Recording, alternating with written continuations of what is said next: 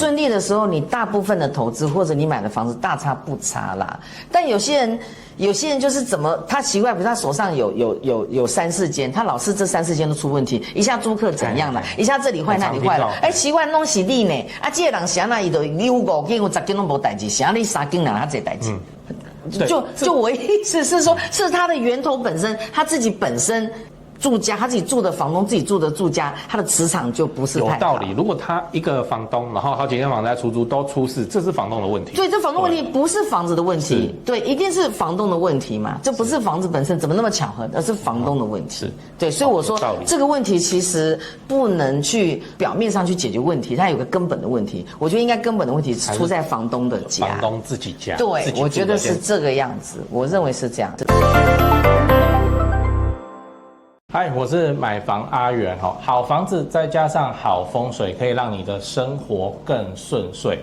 我的会员朋友哈，都常常会去看房子，然后就拍照回来给我看，什么那窗外有壁刀哦，那什么他这里面有暗房，然后问我可不可以买。说真的，我不知道，我也不会哦。那风水这边不是我的专业。今天我们很荣幸哈，邀请到了国际企业御用风水师哦，职业已经超过23年了哈。徐玉兰徐老师，那首先请老师跟大家打声招呼。阿元你好，大家好。是。今天我想要问老师一些风水上的问题。首先哈，在自住买房子哦，大概就是自住，不然就是投资资产。那在自住的时候，我想先了解说，为什么有钱人都一定会去看风水？那大部分好像我们知道，像台面上，比如说郭台铭啊，或者之前的这个，好像王文洋啊这些啊，或者是一些比较大的大佬，应该都是有看风水啊。他们不看风水，他们自己的厂房什么的也会看风水，甚至就像我们那些科技公司上面放乖乖一样啊，这其实就是他宁可信其有啦。对啊，宁可信其有，因为他知道他很努力，但他也需要一些机遇嘛，一些运气。那有时候机遇运气怎么来？其实你好的风水，就好的磁场，会带来一些好的机遇。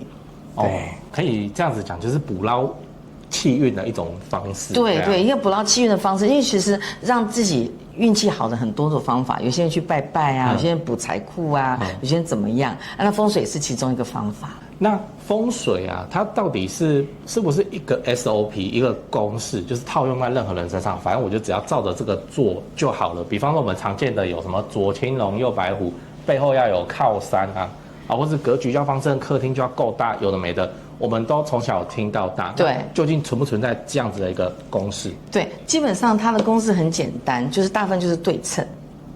对称就是这个东西，就是要对称，要方正，要对称。就像我们以前的三合院，三合院不是中间一个祠堂，那左边右边对称，后面又有一靠，它就感觉上就是个蛮对称的。哦，只要做到对称，基本上风水的基础建设就对。还有就是说，房子本身这个基地本身方正，还有房子本身方正，就是房子本身方正，里面的这些我们的配置让它对称，让它去对称。对称就对称，比如说，像我们床摆下来就。左边的床边柜跟右边床边柜，就是要对称，或者是说，如果我们的床非得靠一边的墙，比如说靠左边的墙，那我们右边要放一点东西，就还是要对称。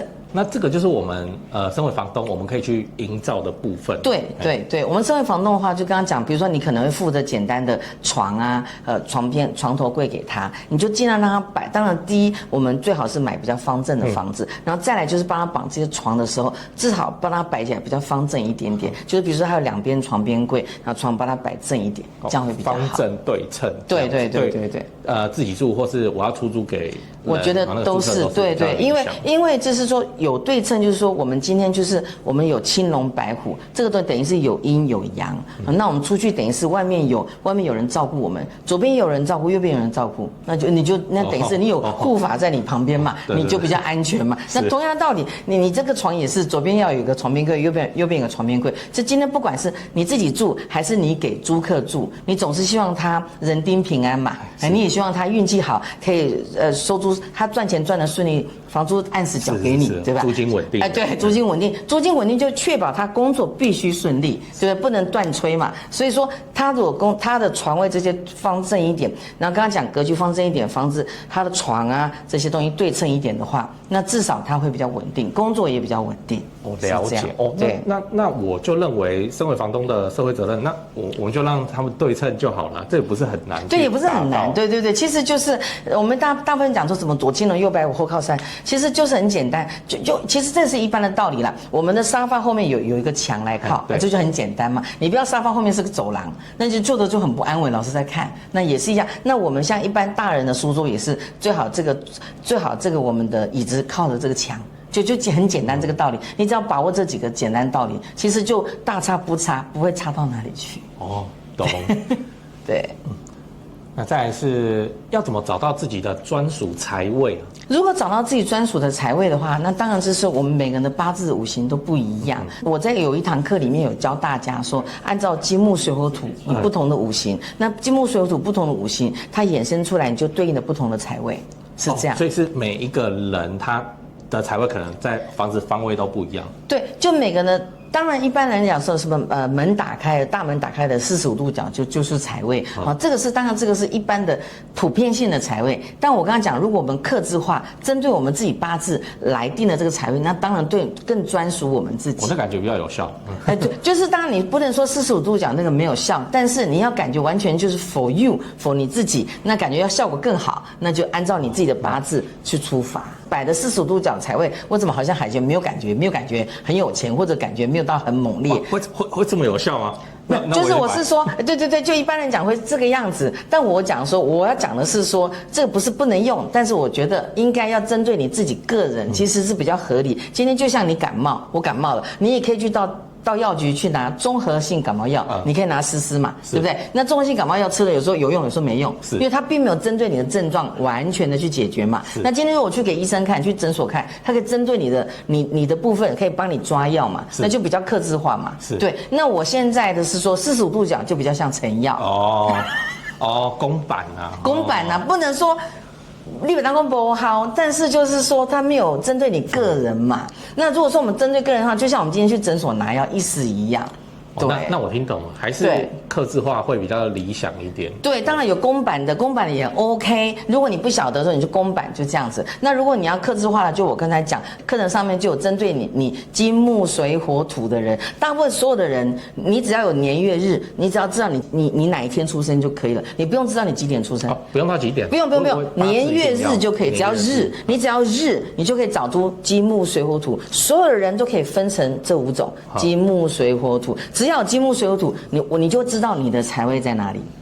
这样对，然后你知道你财位在哪里，我就会跟你讲放什么东西，那这样有用。那就等于你跟他就有一条线，这样无形线这样他牵着你的就有用，那这个雷射就有用。这样子。对，就是频道你已经接上，跟他对接到频道，那效果就来了。是，我想我自己啦，跟我的会员跟观众朋友，身为房东，我们很买单那个感冒药理论。对啊，就是要对症下药啊，不然45度谁不知道？我们对啊，就45度角，其实你不用找老师来，你自己也可以摆嘛，对不对？左边右边45，右边45都可以啊，你就摆得开心也可以嘛，这样子。对，我现在自己是在乱摆啊，那看起来需要来一个客制化的感冒药。对，有客制化感冒药的话，当然讲我这个道理讲就很简单嘛，就也是很有 make sense 啊，对不对？你就针对你自己的方式来这样，就是也不合理啊。那个财位针对我，谁来住都是这个财位，也是很奇怪啊。有道理。我的财位，我的气运怎么可以跟别人分享？对，专属于我。对，应该是照理讲，因为每个人都不同嘛，不太可能他才会同一个地方。对，所以可以在各方面自己个人上面更加强。了解，是这样子。那老师有遇过风水本来是很糟糕的，然后透过各种调整可能是装潢，可能是一些化解的技法，那后来那个主人的财运变得超好的案例。有啊，就是说有一个网红嘛，反正他本来那个房子真的还蛮糟的，真的是不太好。那我因为实在他已经住在里面，房子也很小，实在也搬不走，对不对？也不是3养3，你叫他搬，他有办法搬。那个房子好不容易买成，那我唯一能放的就是帮他挡这个煞，就帮他放了一个水缸去挡煞。但我放了水缸挡煞之后，我还是跟他一直一直跟他一直念说，哎，赶快搬，赶快搬，赶快搬，因为我也不知道那水缸到底能挡到怎样哦，我就只能跟他说，我们水缸摆了下去挡一下煞。后来他回馈给我是说，哎，他水缸摆下去之后，明显感觉到那个财运变得蛮好。那这样子的话，代价很低耶，水缸。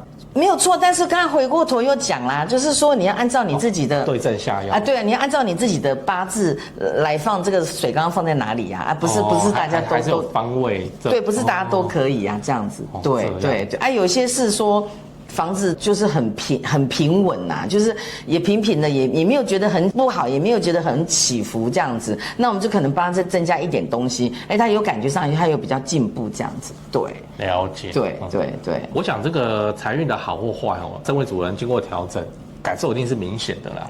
是没有错，感受一定是明显。哦，讲的我都想来试试看这样。没有错。我们常讲天时地利人和了哈，天时就是老天爷给你的时间，这就是你的命。人和就是你的努力，就是老天爷给你命，那你要努力。然后地利就是风水，就是天时地利人和这三个东西扣在一起。你常讲说，哎，这个人就是天时地利人和都对了，你懂意思吗？所以说，如果你有天时地利人和加在一起都顺，你就比较好。那你说努力，谁不努力？大家都很努力。但是你会发现说，哎，我大学毕业以后或者学校毕业后，10年后、20年后，哇塞，这个财富怎么差距这么大？对，我们都是同样的学校毕业，我们也工作到，比如说工作到凌晨1点，人家工作到2点，没有差太多。那怎么时间久差这么多？那我觉得中间一定有个奇怪的因素，除了当你的命有可能，但我觉得还有风水。那就很值得努力了，因为风水的代价不会很高。对，其实是值得去努力。你说有钱人他为什么会相信风水？因为他很清楚，他也很努力，大家都这么努力，为什么他财富跟我们跟他这么大的悬殊？因为他一定有个东西在帮他。那我觉得这个东西就是磁场。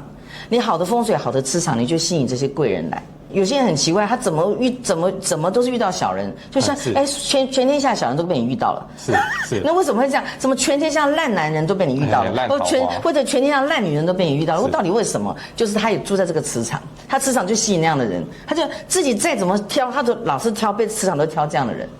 那你怎么摆脱这个命运这个磁场呢？所以就是这个风水就很重要。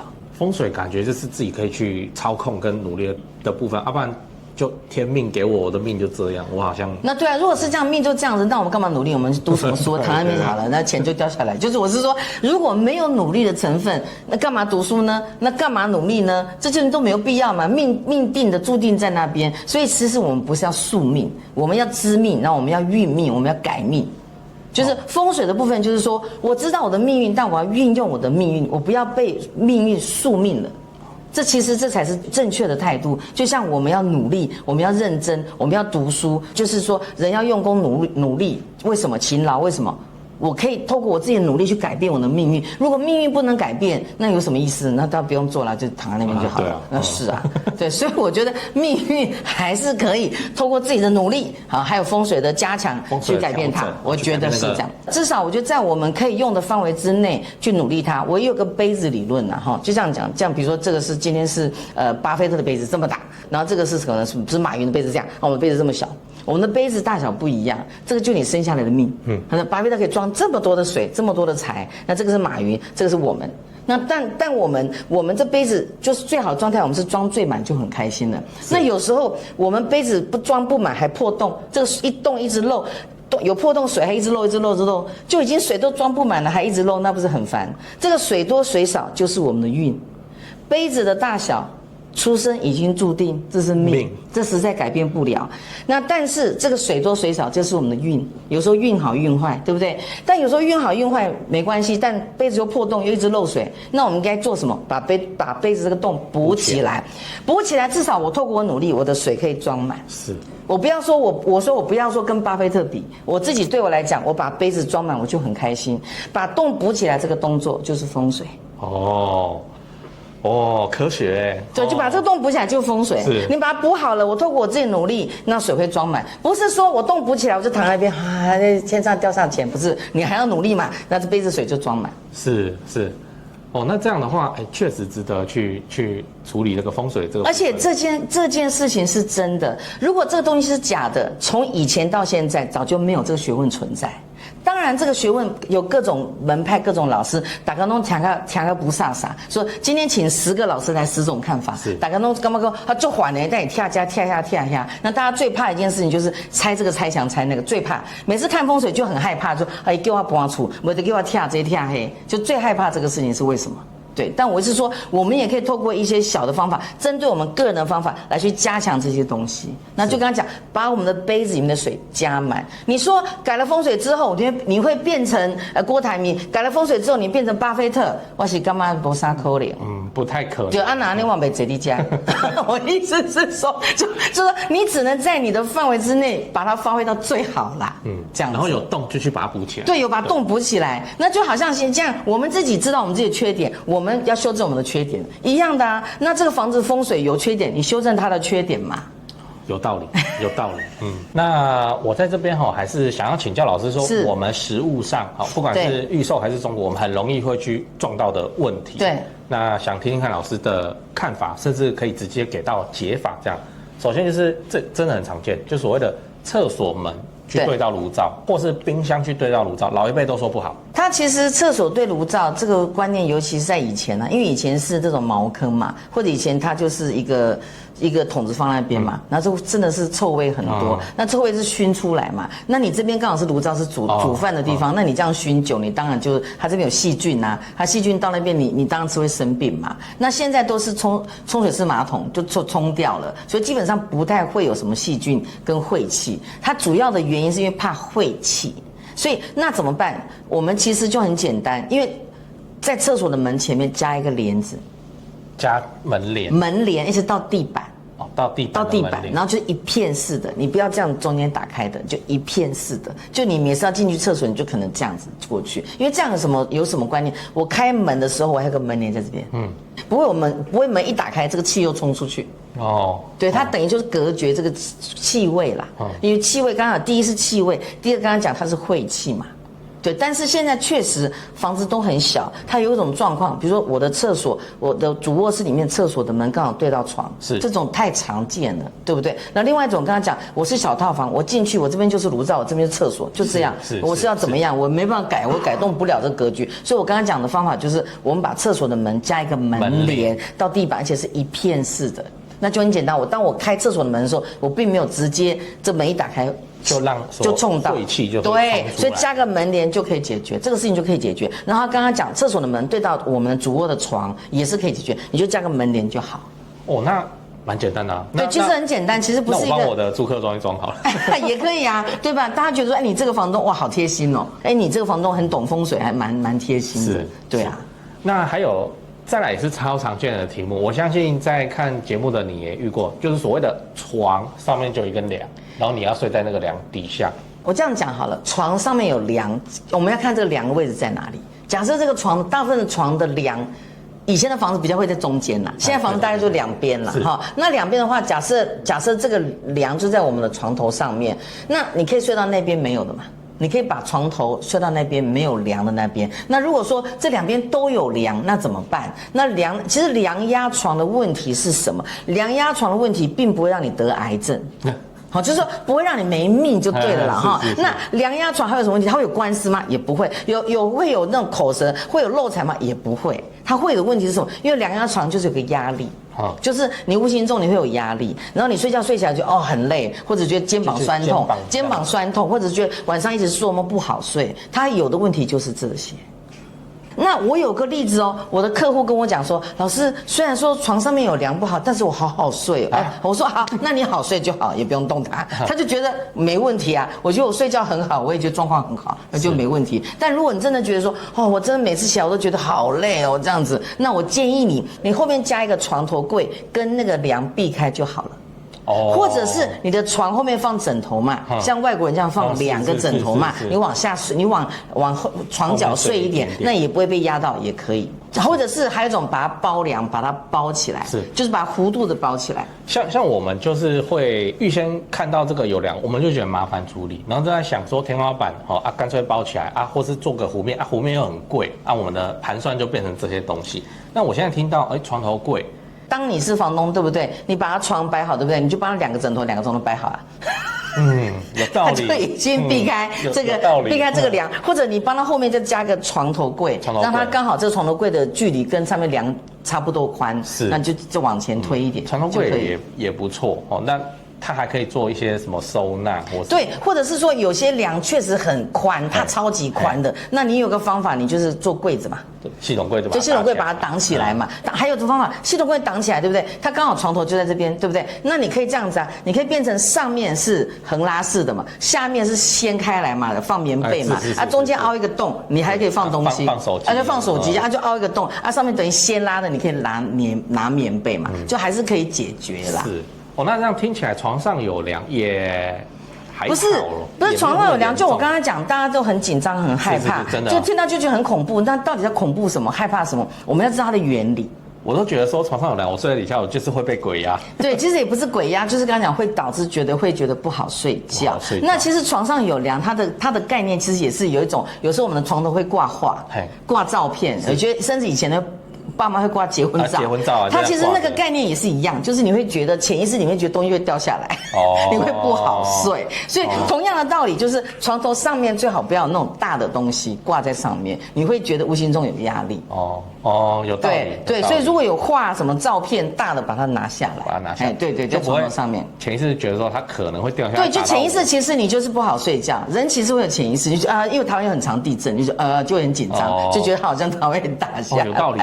对，所以其实床的上面最好东西越少越好。是，对，这是个道理。对，还有一个就是我们常看到的冰箱对到炉灶啊，对，确实现在很多小套房或房子比较小，我的空间就这么大，我就是冰箱对到炉灶。你说那冰箱对到炉灶是什么原因？因为冰箱是水，炉灶是火，叫水火不容。那水火不容会怎么样呢？会拉肚子。就是说它可能会心脏不舒服，或者会拉肚子。心脏不舒服听起来有点严重了。对，因为是水跟火的关系，那有时候会拉肚子，就是它消化系统不好。那其实很简单，因为水跟火中间有个媒介，就是木，我们可以水生木，木生火。就把它化掉。那水生木，木生火怎么做？我们的冰箱对不对？不然就冰箱去买绿色的。绿色就是木，木就是绿色，对，木就是绿色，就是我们冰箱用绿色的，或者我们的冰箱已经买好了，那不是很多磁铁贴吗？我们磁铁贴大面一点，贴绿色的，贴什么树啊，贴什么贴树的照片啊，贴一些绿色的东西，让它水生木，木生火就可以了。就可以把它化解掉。就化解掉。有道理耶。对，就不是说这么不能解，或者怎么就很紧张很害怕。是，对。好，那还有一题这个也是各种格局啊，很常见、蛮泛滥的一个情况，叫做门对门。所谓门对门老一辈的讲法是说，很容易住在家里面的人会有口舌啦，门对门口舌纠纷。那关于门对门，对门对门的讲法是它是两个口嘛，他觉得是口舌是这样子啦，就会觉得吵架。但我们也坦白讲实在话，我们现在房子都很小，其实很少看到门跟门错开的。大部分都是门对门，大部分你大概10间有9间都是门对门，其实这个避免不了。真的，那有些我有遇到一个案例超好笑的，他这个妈妈跟我讲说，我老是跟我女儿吵架，吵得烦死了，老是是因为门对门。我就请问说，你女儿现在多大？她现在青春期。我说青春期没有门对门也会吵架的。我的意思是说，有时候就她这个年纪嘛，就是看到谁不爽就会吵架，也不是门对门的问题啦。但是妈妈就觉得一定是门对门的问题。好，如果你真的觉得很膈应，你觉得很烦，你觉得这一定是问题，那很简单，一样。我们加个门帘，就加个门帘。那这个门帘就好像我们戴口罩一样，我就不会跟你吵架了。对，就是加个门帘。有道理，把门戴口罩。对，把门戴口罩，就像嘴巴戴口罩一样，对不对？你就不会看他嘴巴是什么嘴型，看他嘴型还没开始讲话，嘴型我就骂了。对啊，我说这个口罩看不到，一样就是这个门，我们加一片式的门帘到地板，不要到一半，就搭一片式的门帘到地板，也就绝对可以解决门对门的问题。对，但我的意思是讲是说，我觉得门对门在现在的房子里面其实是非常的多，我并不觉得这会造成多大的口舌。好，但如果你真的觉得很介意，你也觉得我们家里人气氛做不好，一定是这个原因，很简单啊，你就加个门帘就好，这样就可以了。加个门帘。对，小北都有卖。对，这样就解决。好，那老师哈，我这边还想要请教，就是我们做长期自产哦，那我们当然会将房子配合政府的社会住宅政策去做出租。对，像我们房子是买来出租的，我们去调整出租的房子的风水，是影响租客还是影响我？这其实这个就是食物链嘛。对啊。你影响租客就影响到你啊，对，就是这是互相的嘛。我吃了租客对，因为它是食物链呐，对啊，没有错。租客如果不好，他付不出房租，影响到我，那就影响到你嘛。对啊，租客如果稳稳的，他工作稳稳的，他付得起房租，那也影响到你啊。那这样很好啊。对啊，所以我就说，他势必风水如果是好的话，那大家都好啊。哦，所以。我还是简单的处理一下，能力所及之内，我就帮他处理起来，让他能够平稳的生活，稳定的缴房租。对，就是我们的房东要求，就是希望的，就是说啊，你可以稳定的啊，你准时缴房租给我，是啊，你不要这边里面房子一下这个坏一下那个坏，对，这样子就动不动就想不开啊，对，想不开，对，所以我刚刚讲的是说，就是说如果说只要找出这样的房子平平安安的，那这样就好了。那这个可以去调整。我当然希望租客长期稳定，对，那个租客的生活太好，工作运太好，因为他很快就买房，他不做。也对，有常听到那个房东讲说，外出都奇怪，这样做能当弄也搬出去，弄被出去，然后想讲你风水行哦，好，稳定平安就好。对，稳定平安就好。那就大部分来讲是希望是这样，怎么去找一个房子买，不管买中古屋还怎么样，要怎么让它稳定一点？就是说，第一是希望每个房间都有窗户啦。中古屋应该都没问题。对，每个房间都有窗户啦，就不要都是暗间。暗房的话，就我们来做储藏或做更衣室，就尽量就不要睡人，不要在里面，因为人在里面睡久会有点精神错乱。你为什么精神错乱？他日夜搞不清楚。当他日夜搞不清楚的时候，其实很多忧郁症是晚上不睡觉的。就你搞不清楚他日夜嘛，他在完全都是暗的房间，他怎么知道白天还是晚上？当他日夜颠倒的时候，他精神状况就会不好。哦，这样。对，所以最好是房间它都要有窗户比较好。哦，这个倒是真的，就是我们实务上我们非常的讨厌暗房，因为它几乎没办法改。对，难道我要把这个墙凿出一个窗吗？对呀，让别人家对很麻烦，所以我们看到暗房要么跳过。要么杀价，对，不然就是刚才讲暗房，你把它改成更衣室或者储藏室。如果是这样，更衣室是个好主意哦。对啊，就把它改成一整间，然后变成这个暗房，你千万不要硬要挤去睡，那就变成把它改成储藏室或更衣室。而且我觉得现在的人其实还蛮需要储藏室的。需要。对，就是很多离离扣扣什么 Dyson 的，你的吸尘器都很大，这些家电都很大，你要放哪里？那有道理，以后暗房就把它改来。对，然后就是说尽量就是每个房间都有窗户，见得到阳光，有窗户比较好，是这样子。至少住在里面的人精神状态比较好。我也讲白一点，就把它往下干嘛，对吧？对。或者你就把它在房子里面干嘛，对不对？你就变成什么凶宅？是。就我一说，所以最好你都要有窗户，然后最好是确实是房子方正一点。房子方正。跟间有窗，其实这也是很基本的。然后还有就是尽量我们的客厅的窗户要大一点，这是以前的格局啦。客厅好大，窗户好小，这样也不是太好。这个条件在中古蛮好达成，对，蛮好达成的。现在新的预售那就对，就比较少。对，因为现在寸土寸金吧，盖的房子越盖就越，我觉得有点奇怪。对，就是它格局都比较没那么好，要再调整啊，这样子。还好都做中古，还算好调整。对，中古算好调整，是这样。那我们有没有可能透过风水的调整，让我的租客工作、生活、健康都顺利利，像我的收租顺利？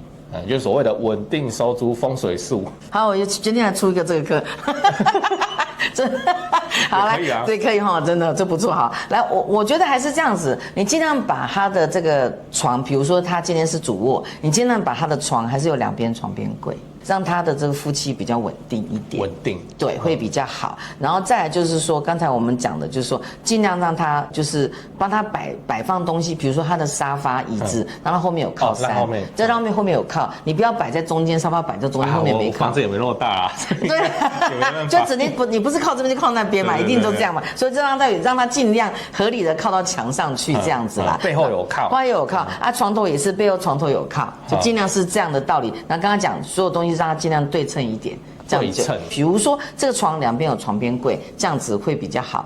我们小朋友的书桌，小朋友书桌可能房间其实不大，小朋友可能放了单人床以后，我要放书桌，那尽量书桌可能门打开会都有点冲到书桌，因为太小，但至少我们不要背对门，让小朋友的书桌至少不要背对门，那他可以侧边有点冲到，但不要后面背对。他主要原因是说他不知道谁会来。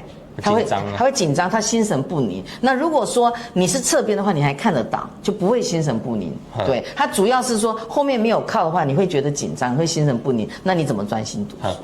我们以前上学的时候，最讨厌的是老师从后门进来的。对啊，抓人。那其实也是一样，你后面就你会紧张，后面不知道看不到，你看不到后面嘛。不要让它都后面是空的，就不管它是书桌还是他的床还是沙发，是这样对称，然后有靠山。对，这样会比较好。那我就跟他讲，如果你真的是比如说冰箱对到炉灶，或者你就加个门帘嘛，就你可以先帮他做这个东西啦。那还有一题就是说，我们有没有可能透过风水的调整来避免去租到烂租客？风水的调整，避免租到烂租客，是应该讲，不是调整要租的那个房子，是调整房东自己家。调整我的家，因为就是你家的风水不是太好，所以你老是都遭到这种奇怪的租客，所以我有那个磁场，我就会吸引到对，就吸引一些很奇怪的，是这个样子。有道理。对，然后还有一种就是，如果你自己房东家风水不好，你也会买到奇怪的房子。你在决定房子，那你怎么会决定到那间房子呢？这就是你的磁场吸引那种房子来。有道理。你自己处理好的话，你至少吸引都是好的房子。那我跟你讲，一环一环扣一环，好的房子就吸引好的租客。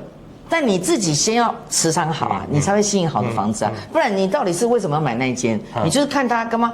看他顺意嘛，看他觉得喜欢嘛，就是那个磁场，就是等于对应嘛。那你是吸引他，他不见得是个好房子，你吸引他来。那我把我自己的房子改一改，我就顺利起来了。其实是这样，其实也是这样。你顺利的时候，你大部分的投资或者你买的房子大差不差啦。但有些人就是怎么他奇怪，比如他手上有3、4间，他老是这3、4间都出问题，一下租客怎样了，一下这里坏那里坏了，奇怪弄是你呢？这个人想那伊都有5间有10间都没代志，想你3间人他这代志。就我意思是说，是他的源头本身，他自己本身。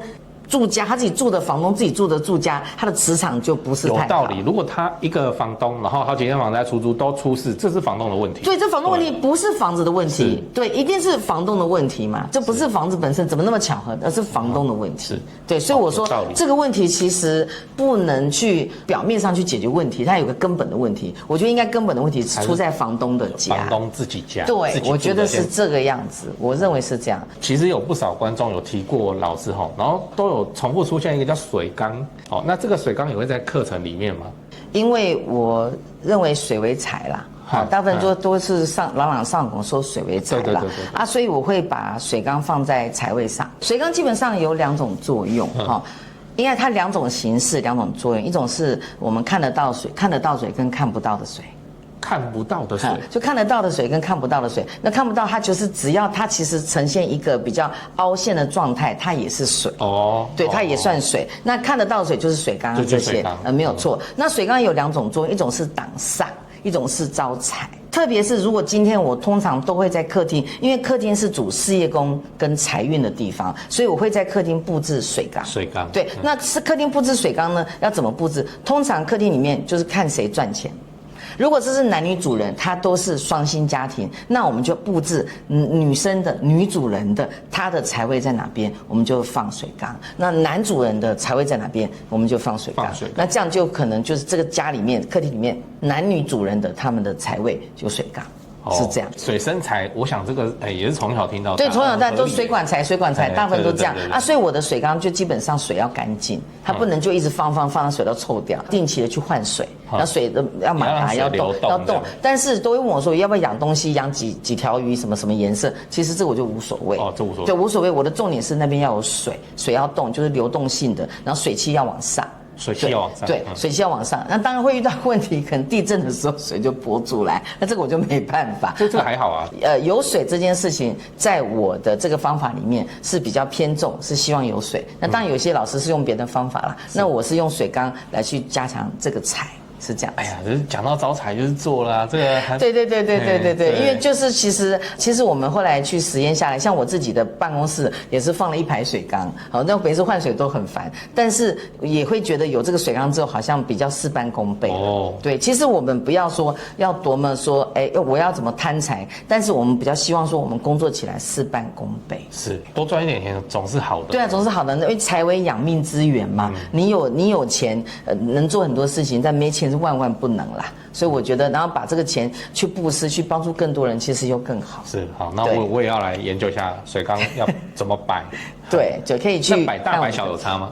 摆大摆小有差，基本上就看到你那个空间啦。我总不能说，哎，你这是小套房，我叫你放个3尺的，对，那也不太可能。就是要按照你的空间来放这个尺寸就可以了。OK。对，那有些我们是放在工作桌上，它也不一定要放这么大，它可能比如说一个水杯，或者说我们喝水的水杯，这样也行，也行。但是喝水水杯你不太可能有马达嘛，那很简单，我们的水就每天去换水就好。换水。对，那你放那边也是没有痕迹啊，人家当做你是在喝水啊，但是其实你是有布局的嘛，人家不晓得啊。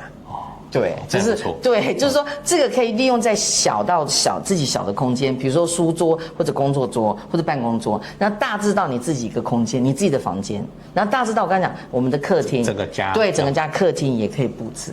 对，那这个就是说水缸，对，就主要是催财啊这样子。那有一种状况，刚刚讲说，哎，比如说他前面有高架是这样子，哦，那这个真的是怎么办？这种也会觉得很烦，这种也可以放一下水缸去挡一下，哦，去挡那个煞气，该挡那个煞气，因为它主要是水气，它水气会出来，那水气话那个气不好的话，它会把它挡掉，它就不会说那个气是直接过来，无形中的水气上来就把它阻截在外面，是这样子。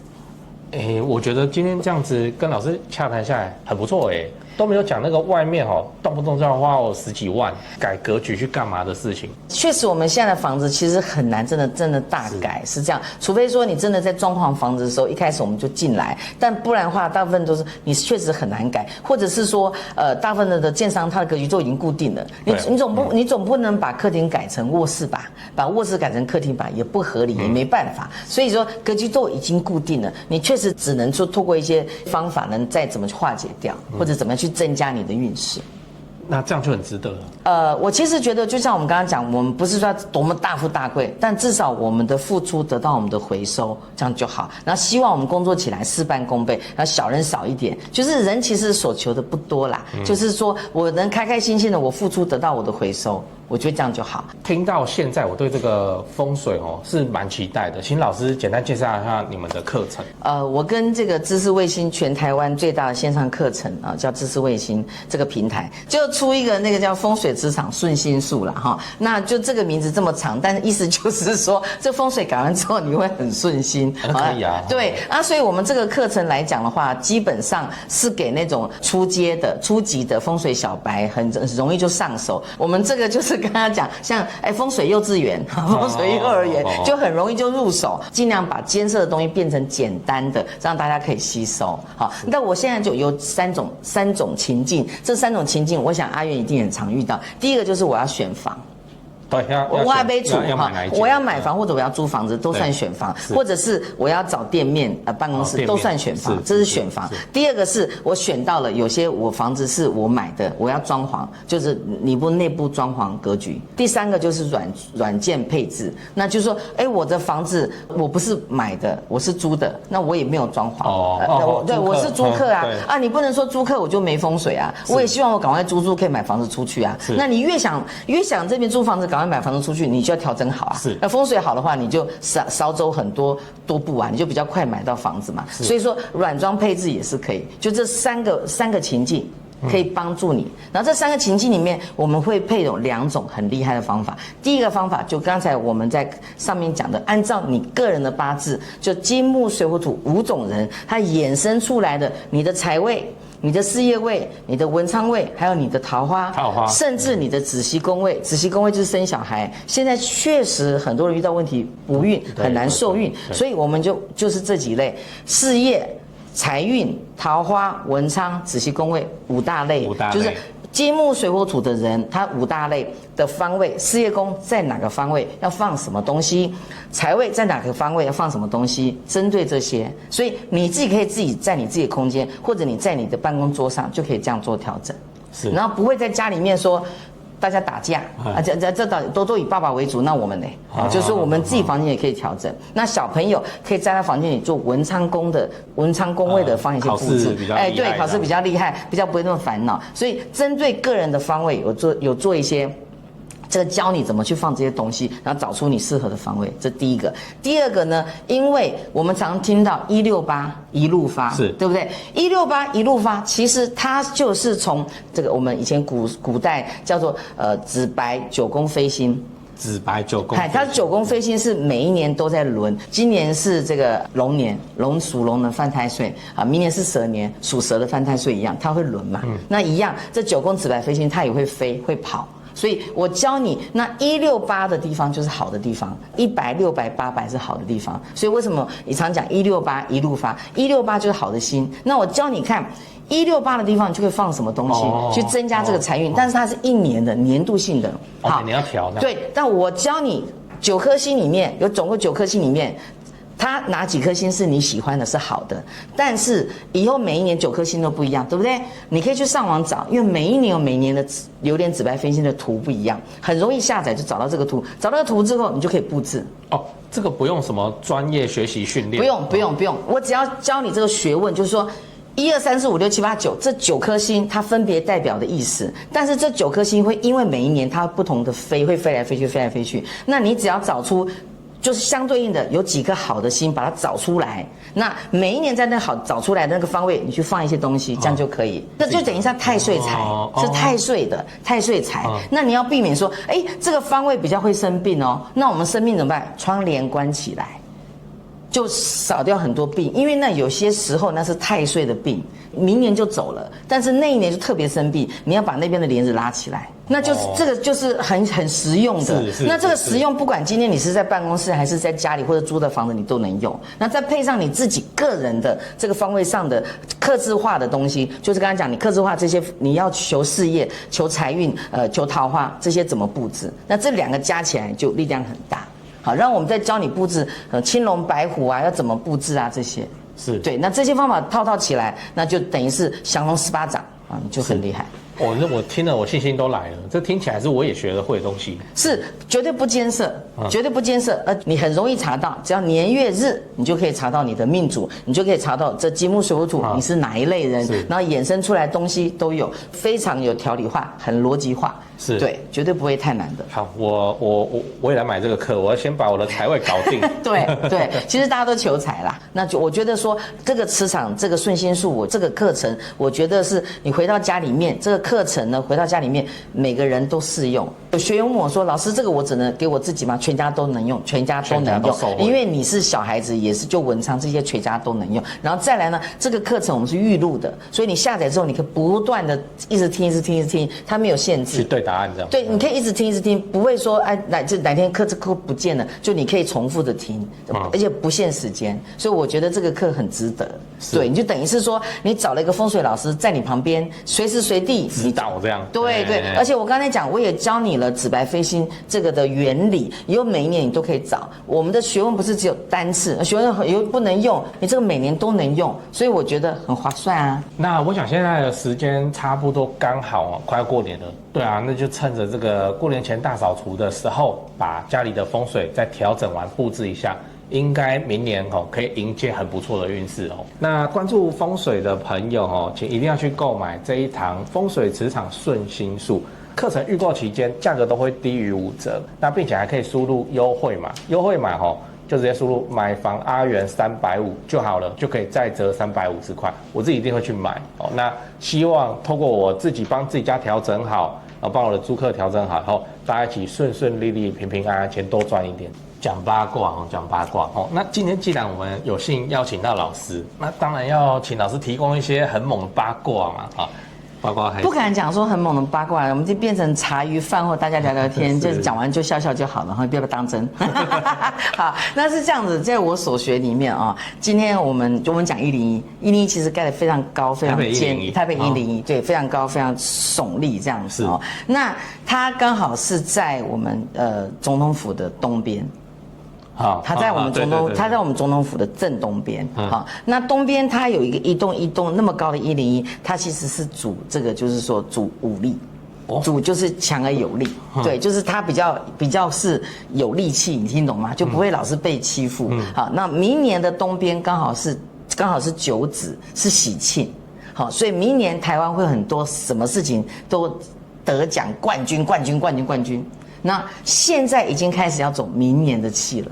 所以你注意看，接下来从现在开始，像我们的棒球得冠军啊，什么得冠军，现在开始从现在开始到明年一整年，台湾会很多的比赛会得冠军，在国际上的比赛会得冠军，因为台湾这个101是非常高耸的，它可能在全球里面，它可能还是数前10或数5的高耸的建筑物，然后刚好刚才讲，在我们套上我们流年紫白飞星9子。东边明年是子庆方，是好的。那我们有一个这么高耸的101，代表明年很多的比赛，国家级的比赛、国际级的比赛，我们都会得第1名，都会得冠军。哦，这国家等级、国家格局的风水。对，国家格局风水。所以我相信他当时在配置的时候，他一定是有算好，他不是请我啦，他希望他哪天请我，但我一直是说他一定有算好这个啦。那只是他刚好在我们国家武力不见得是国防，就是说国家力的。